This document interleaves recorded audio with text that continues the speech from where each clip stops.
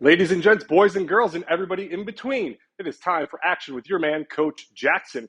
Today we're going to talk about the half kneeling lift. So this is a fantastic core strengthening exercise. One of the exercises that I recommend my clients do, usually during phase one, when we're focused on core strength and stability. We want to improve their posture. We want to improve their core strength. And that's going to lead to obviously things like less back pain, better posture, but also better strength during key complex lifts like the deadlifts, overhead press, bench press, etc. So if you want to massively improve not only your posture, reduce your pain, and also increase your strength, this is going to be a great exercise to begin with until your core strength really elevates, and then you can move on to more complex core movements.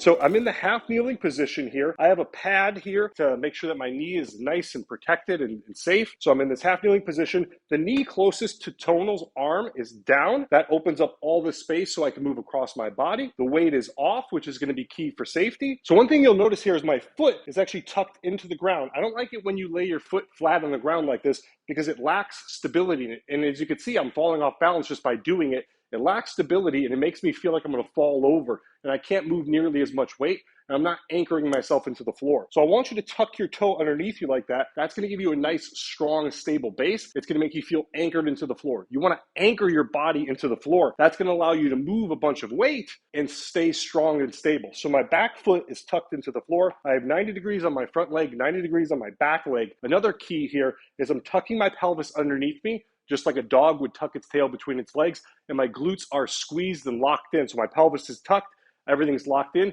and I have a nice, strong, stable base here. I feel anchored and strong into the floor. I feel like if you came up and pushed me, I wouldn't fall over. That's how you want to start the movement. Again, the weight is off, so I can get in a position here nice and safely. As you can see, my knee is lined up with the end of Tonal's arms as well. So this cable has got a nice straight line here right towards the end of my hip. It's kind of perpendicular from my hip. Now from here, the hand closest to Tonal is going to go inside the handle. Other hand goes in on top. That way I'm driving across my body as I'm pressing the weight across my body. I'm going to take a nice deep breath into my diaphragm. I'm going to turn the weight on and I'm going to drive across my body as I exhale. Inhale as I control the weight back down.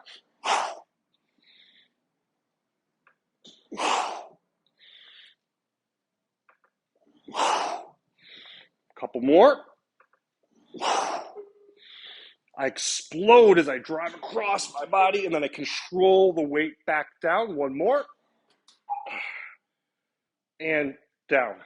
So where I'm feeling this obviously in my glutes. I'm feeling this in my obliques here as well. So a couple of keys there, a couple of tips. So number one, what I'm doing is I'm exploding, I'm exploding across my body and moving in sort of an arc movement across my body. You might have noticed my head was moving with my arms. And the reason I do that is number one, my balance is pretty good. Number two, I want to increase my range of motion. And if you watch where your hands go, you'll notice you will increase your range of motion. If you keep your head static and looking forward the entire time, you can do the movement like that. If your balance is not good, I'd recommend starting there, but your range of motion will be decreased. So if you struggle with balance and you feel like you're falling over, you might want to try doing the movement and just keep your eyes locked forward and your head straight. Don't move. But as you improve and get better and you want to increase range of motion, you could then begin to watch your hands move and follow your hands, and then you'll notice your range of motion increases. A couple of other things. I'm controlling the movement on the way down. That's where all that core strength and stability is going to come from. If you move too fast on the way down, number one, you're going to put yourself at risk of injury, but you're also going to take a lot of the tension off, and that's where that core strength and stability is being built. So obviously I'd want to do one side, and then I would just flip over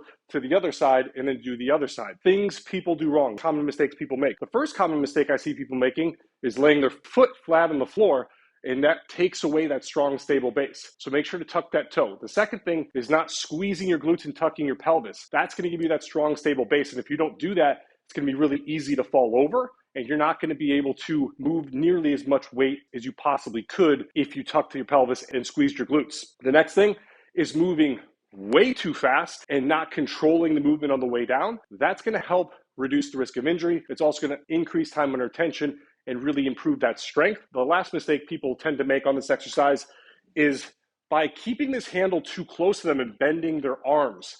If you bend your arms and you keep the handle too close to you, yeah, you'll be able to move a lot more weight, but you're not going to be getting the tension on your core and you're not going to be getting all the strengthening that you want to get. So you'll notice the handle's far away from my body, and the further the handle is away from my body, the more tension it's going to have against my core. So that's why I want to keep that handle away from my body as I move up across and then back down to the start. This was the half kneeling lift. I'm Jackson Bloore from Action Jackson Fitness. Please like, share, and subscribe for more videos just like this one.